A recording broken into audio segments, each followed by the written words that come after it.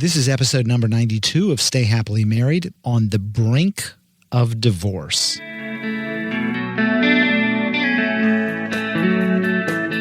Welcome to Stay Happily Married. Happily Married. Happily Married. Your source for weekly updates on the latest tips and advice to build a happy and healthy marriage.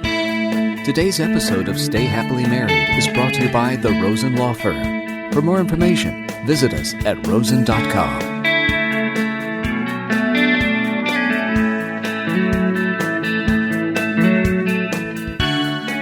I'm Lee Rosen. I'm your host today. Welcome to the show. I have on the telephone today marriage and family therapist Liza Shaw. Liza is a licensed marriage and family therapist and a certified advanced clinical hypnotherapist. She practices in Hickory, North Carolina.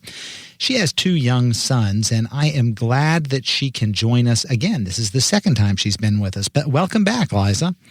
Thank you very much, Lee. And I wanted to add that I am really happily married. Happily. Good. You know, that's a credibility booster on this show. It's like, you can sit here and tell us all about how to stay happily married. Then we find out it's like, oh, I couldn't do it for myself. Yeah. That's right. Exactly. Well, let's kind of dig into this. We talk about staying happily married, but there are a lot of people that listen to this show that really are sort of on the brink. They wouldn't, if everything was going well, they might not be listening. And I've seen a lot of couples that end up getting divorced thinking, well, gosh, this will make me happy and everything will be fine. And it isn't fine. They find out years later, that maybe that wasn't the best decision. And so I want to talk about people who, kind of at the last minute, do try and fix things. And, they feel like, gosh, we're right on the edge of this not working out, but let's give it one more try. And, are you seeing people like that in your practice? Yeah, actually, I think it's sad, but a lot of times the couples that are sitting in my office are there as a last resort, sort of, last stop on the way to your office, probably. Right. And there have been years of fighting and polarizing and a lot of patterns of really dysfunctional communication. And like you said, a lot of people do have this fantasy that divorce is the solution to their unhappiness. And usually they even carry it even further to, the next relationship is my solution to the unhappiness. But, unfortunately, it'd be better if people were working to deal with the problem before it gets to the point of considering divorce. But, yes, most people that end up working with me are sitting on the couch as a last resort. Well, if they've already sort of dropped the D-bomb, and they're already talking about divorce, it's got to be really tough to go backwards from that point. Once somebody has kind of said, we're done, I'm out of here. Yeah, it's very, really toxic actually to the process of exploring whether or not something else is possible for the marriage if the D word is looming. And I really call it the D word. I don't like to even utter that word all that much in my office because it's literally like I kind of use a metaphor in my mind of, since the couple is my client and therapists are trained to deal with if a client is suicidal when they walk in the office and they're talking about killing themselves. When a couple walks in the door and they start talking divorce, it's like a suicide conversation. And so I have to really kick it into high gear. And frankly, this is my specialty as well. I really enjoy working with couples who are on the brink of divorce and exploring that with them. But we really have to get some ground rules set, firm ground rules about, using that threat and not using that threat in order to make it safe enough to explore. Well, what sort of issues are they facing at that point when they come in to see you, when they've already sort of said, hey, this is where we're going, we're headed toward divorce? What are the big things going on in their lives that are causing such trouble for them? Well, everybody's different, but I really have started to notice a trend with a lot of the couples that have ended up working with me. There's usually a pattern of chronically unresolved conflicts, ineffective communication, high polarization. People are on opposite ends of issues. It's like right and wrong, good and bad, win and lose. There's just a lot of power struggling going on. And pretty much when people walk into my office, the conversations are about how each person had wronged the other person, or each person is actually working really hard to not be proven wrong by the other. And I have to set some really firm limits about that with people and ground rules, because if people come in and work with me and think that they're going to get different results by doing the same thing that they do that got them into my office, it's insanity. That just won't work. Well, I can certainly see why you want to specialize in this. It sounds easy. Oh, God. I don't know. It's like you live in a war zone or something. What's that? It's like you live in a war zone. It is like a war zone. It can be that way, and I have to be extremely assertive to not allow it to become that, because that's toxic. That's the stuff that brought them in my office. And people will, they can go ahead. I tell people this: if you're going to use that threat, be prepared to follow through with it, or don't use it. And Right. If you're going to get divorced, which would be very sad for everyone concerned, but if you are going to get divorced, you feel free to go out and test this theory. But I haven't had anyone come back and prove me wrong. The same problems that you have now will show up in the next relationship. Right. Why do they even come in when they're in that state? I mean, is it one spouse just begging the other to come in, or somebody feeling like, gosh, if I didn't do this, I'd feel like I hadn't tried? Or what motivates somebody to show up once they're that polarized?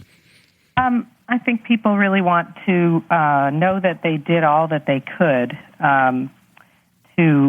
to make the problems in their relationship, to resolve their problems if possible. And, generally speaking, one person in the couple is a little bit more bought into the idea of working it out than the other, but sometimes both parties are really ready to work, and those are my favorite couples that I can, I don't really have to motivate people because they're already motivated. But generally what it will do is I can actually manage holding two different goals. I might be working with a couple where one person is really motivated to see if the marriage can stay together, and the other one is really half out the door. And I can actually, as long as people are willing to abide, there's one rule that has to be followed, or we can't really explore the possibilities, and that is that divorce itself has to come off the table for a period of time. And 6 months is a good baseline that I usually recommend for people. Right. You just have to take it off the agenda, make it not an option if you're really going to keep working on things. You can't keep going back to that, I guess. Yeah, because we need to have a safe enough space in the room to be able to explore the way that I work with couples is that we need to be able to explore what has not worked in the relationship. And one of the things that has not worked is pointing the finger at the other person. So what will work is if you point the finger at yourself, so to speak. If you are willing to step up and take some responsibility for your share of the dysfunction in the relationship. But there is no possibility of anybody feeling safe enough to do that if they're thinking they have to defend something. I'm just curious, but we're talking about people at the brink, and some of our listeners are hopefully not at the brink. They might be having a little bit of trouble. But why didn't these people that you're talking about? Why didn't they come see you? A few years earlier, before it got to such a bad place. Well, I wish they had come to see me. Right. I guess I have enough confidence to say that it might have made a difference, but. I think that, some people have. Some people show up in my office having already sought help from other therapists in the past for their marriage. And some people just, they think that we still live in a culture where there's a taboo about going to seek help, and that, you're airing your dirty laundry, or you should be able to handle this yourself. Some of the folks who have gone to other therapists usually come in, and I don't mean any disrespect to any other therapist, but they come in and report that the therapist that worked with them and had tried to help them in their marriage really had no business trying to help people in their marriage. And this is a very specialized type of therapy, and even some of the best marriage therapists will say that it's some of the hardest therapy to do. And I think this is kind of a little bit of a hole in the counseling profession that needs to get filled. We should not be allowing people to provide a professional service for which they are not actually trained and qualified to provide. It would be like going and having a general practitioner remove skin cancer. Right. It's just not really, they don't really know what they're doing. They are well-meaning. They are actually very highly specialized and trained in their individual work that they do, and they're very good at that. But a lot of couples come to me with really kind of horror stories about counselors that they've worked with that it was like, raking open the wounds, and then the counselor had no idea what to do with them once they got it all raked open. Wow. Let me ask you about where the kids fit into this. Do you get a lot of people saying, okay, we're coming in here to give it this last try because of the children? Yeah, I do. And some therapists actually think that this is not a good reason to begin therapy, and I have a really different opinion about that. I do think it's a bad reason to stay married if it's the only thing that they're staying together for. But, as far as I'm concerned, whatever brings people in my door is a good enough reason. And because they're here and they have now the opportunity to explore what is possible in areas where they've never explored before. But, staying together for the sake of the children, it is a good reason to work on the marriage, but only if the goal of working on the marriage is to end up with a relationship worthy of modeling for the children. And, in other words, once a couple's gotten past all of the dysfunction and the toxic patterns and really begun to learn some new skills, then they can pass that down to their children, and they can model deeply fulfilling, loving marital relationships, which can only be good for the children. Right. And they didn't know how to do that before. My belief is that children deserve two parents in a loving family, a solid foundation for their future. And when their parents learn this, they can teach that. And on another note, I think that it's really important for therapists to take a stand about working to save the marriage in the case where there are children. And in the case when there aren't, but especially in the case where there are children, because, the idea is that this isn't just going to affect your family and your children. It's actually going to make a difference for generations down the line. Children's children, yeah. Exactly. Well, do people that have kids, are they more likely to, to try harder? Are they more successful with you in terms of pulling back from the brink? I don't know. I haven't ever really done any solid research to see if, more couples that have kids end up working it out than the ones who don't. It'd be an interesting study to go back and look at my cases and see that. But, I just think that the people at their core they love each other, or they wouldn't be so angry with each other. And so we have to get beyond all of that resentment and the anger and the fear and the paranoia and the mistrust and all of that, and remind the people have to remind themselves who is this other person that I love. But I do think, probably children are a gift to marriages in that it does give people more of a reason to stay together. I think bottom line is that when people aren't tethered to each other by their children, then sometimes they may feel they have a quicker way out. When people are really at the edge and they have really, they've talked about divorce, often they've talked to their friends or their family about what they're thinking. And it just seems like those family members and friends will start taking sides and pumping people up, and telling them, oh, yeah, I never liked him anyway or whatever. How big a problem is that when you're trying to get them to suspend to put the divorce word off the table for 6 months? How do the friends play into things? It's a major, major, major problem. And people really mean well. So this is hard for clients to understand. But what happens is that when we start to consider, if a person starts to consider the option of divorce, or even before they're considering divorce, just during the acrimony, during the fighting and the arguing, they get on the phone to call their girlfriend or their mom or their brother or whatever, and they're seeking agreement from the other person They're, in the world of right and wrong, there's only room for one person to be right. And so the people who care about you are going to agree with you because they want you to know that they love you. So they mean well, but it's actually a really, really unhealthy thing to do, to reach out to friends or family when you're having an argument with your spouse. It's so much more healthy to call your therapist.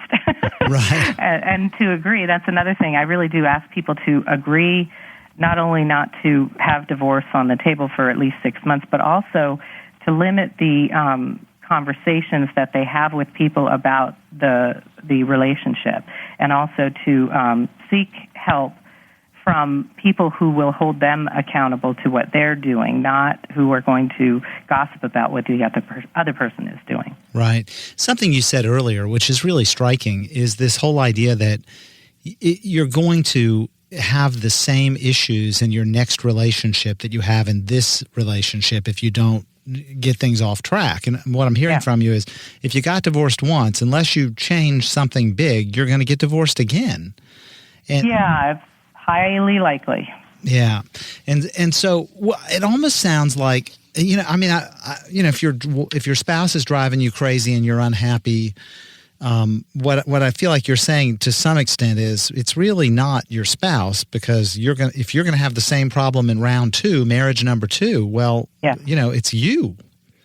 Exactly. It's like kind of bad news, but at the same time, it's really good news, because once you realize that, they say wherever you go, there you are. Right. When you realize that you have been the contributing factor, that is the kind of the common denominator of all these relationships, if you can look back and see that they were all, people complain, why do I always attract the wrong guy or the wrong woman? But you realize you are the common denominator. And when that happens, at first it ticks you off. You get, people don't like that. They don't want to have to own up to the patterns of dysfunction that they are repeating. And clearly it's not conscious. It's not like, they're just walking around trying to be jerky or something like that. It's just that they don't have the skills that are necessary. Once they realize it, though, there's incredible power, because they say, oh, I can't change the other person, but I can do something about me. Right. And that does make it much more likely that then they won't go repeating this over and over again. They'll really get the past complete for themselves, be able to go forward, not reacting the way that they used to react when a person acted a specific way, and suddenly new results start showing up in their lives. Right. If you figure out it's you, at least you have a shot. Right. Exactly. Yeah. May not work, but at least you've got something to work with. Right. Yeah, you have a lot better a chance of not repeating the past and not seeing the same results if you're the one in charge of not repeating it. Right. Well, now just sort of to take a logical jump there. So if it really is, if I am the problem, not you, why am I in couples counseling? Why am I not in just individual counseling? I'll work with people individually. Sometimes I can, sometimes when people are so polarized that there is no possibility of feeling safe to explore those things with the other person present, I can sometimes ask people to come in individually. But I always bring people back together. And even when I am working with people individually, I'm still working with the couple. I'm just, I'm sort of like aware always that the other person's perspective is there, and that this isn't a linear thing. But, the reason is because individual therapy, when you're sitting down with one person and you are listening to their perspective as the truth, they are sharing it with you, and the only thing you get is that one perspective. And then the danger that a therapist can play into is that they can actually buy into that perspective as being right, which means then that the other person has to be wrong. And so, marriage and family therapy, which is a very, very specialized form of counseling, is it takes a different perspective. It's that there isn't right and wrong. Not that there is no objective right and wrong, but that in the constant conflicts that have been happening with these two people, there is perspective that is, it's almost like people are committed to having it not work. Because when it's right and wrong, it won't work, ever, forever and ever and ever. I guarantee all the listeners out there that if you are in conversations constantly with people in your life who you love that are about right and wrong, good and bad, win and lose, you're not going to have the fulfillment that you want. Right, and right. so that is really important to be explored together, because if we're just talking about that separately, each person doesn't have the opportunity to witness the other person actually starting to shift their perspectives. Right. Makes sense. Let me ask you this now, just sort of shifting gears into the very practical. So you mentioned the idea of sort of putting the D word on hold for 6 months. Does it take 6 months if we're kind of on the brink, and when you're successful? I mean, obviously some of these folks you're just not able to help, I assume, but right. When you are able to be successful, how long does it take? How many sessions does it take? How much work is this? Is this really worth the trouble? Oh, it is worth it. I believe it's really worth it. I've seen so many miracles go on with the people I've worked with, and it really is hard work. How many sessions? I'd say that I usually recommend one session per week, if you can do it that way, to keep the momentum going. So the quicker that people are willing to jump in, willing to commit, really willing to take responsibility. It's impossible to be able to give you a figure like, 3 months and it's done. Right. There are some people who can do this work and get it done in 3 months and have a brand new relationship at the end of it. And there are some people who take 2 years. Right. And they may have, some progress in the first 4 months, and then they may have some, what we'll call like a slip, where they go back to some of the old behaviors together for a while. And then I have a quote that my sister shared with me. A friend of hers told her. She said that I know the guaranteed secret to staying together and staying married, and it works every single time, and it's 100% guaranteed. Don't get divorced. Right. And right. I mean, it's kind of funny, but I would only ascribe to that, of course, if you're also willing to do the work required to have the kind of relationship you really want. And people don't know how to do that usually by themselves. So, of course, that's why I believe therapists can be great help. Well, if they knew how to do it, they wouldn't be in that spot at that time. Exactly. Yeah. Now, okay, so some people it doesn't work. I mean, that's just reality. Yeah. What if it doesn't work? Is there anything to be gained by giving it this last shot? Because obviously if it's not going to work, I would just as soon not repeat my patterns again in my next relationship. I mean, is there some chance I might be able to come see an expert like you? It still doesn't work, but I can avoid this repeating thing in my life? Yes. Oh, gosh, yes. The way I look at it is that the work is valuable for its own sake. And I tell people that when they're sitting here with me, they have an opportunity to really become powerful in their life in a way they never realized they could be powerful, because most of the folks are seeing that it was things that happened that were out of their control that caused the breakdowns in their marriage. When they realized that there were things that occurred that were in their control that they didn't know, kind of a blind spot for them, they become much more empowered. And so the other thing is that they learn all these incredible, important life skills, like learning how to accept, how to just simply be unconditionally accepting of circumstances as they are. They learn the difference between places where they where they have to accept it because they can't do anything about it, and the places in their lives where they actually need to set a boundary, be firm, and not tolerate something that's intolerable. These kind of skills, they learn how to forgive each other. They learn how to complete the past or resolve chronic conflicts that if they look hard enough, they actually see that the pattern of conflict that they had with their spouse has probably been going on far before they met their spouse. Right. So they get the opportunity to resolve some of these lifelong, things like abandonment fears or depression that they've had their whole lives. And when they get that, they're forever altered. And so people actually who have realized at the end of that process that their marriage was not going to work, they part as friends, and they have a peaceful goodbye, and they're able, especially when they have children, they're able to have amicable relationships with each other. I've had people who go on to continue to get together for holidays with each other and their new spouses. And then their new relationships are so much more thriving, and they attract more, I would say, healthier people because they themselves are now healthier people. Right. It just sounds very hopeful, and you're very optimistic about it. And so maybe the marriage doesn't work, but at least you improve your life, and that's terrific. We've covered a lot of ground today. Are there any other things I want to tell everybody about your websites, and I'll do that in a sec. But is there anything else you feel like we've missed that we need to add to the show? I just think the important thing I want to stress is that when your marriage is on the brink, it's just so important to be able to know that you did all that you could possibly do. And seeking the help of a professional is important, but, as the consumer, the married couple really needs to be careful about the choice they make in the specialists that they work with. And as I said, licensed marriage and family therapists are really the qualified specialists to work with people in this area.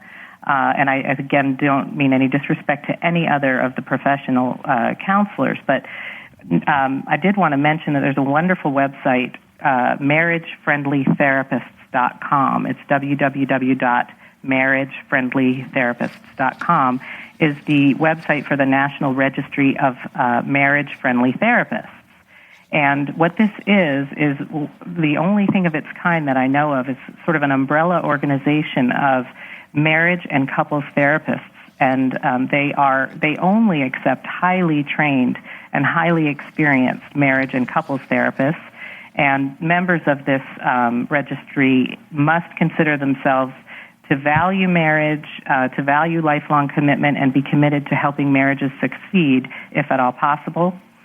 And also there's a website for the American Association of Marriage and Family Therapists, which is www.aam as in marriage, F as in family, T as in therapy.org. Terrific.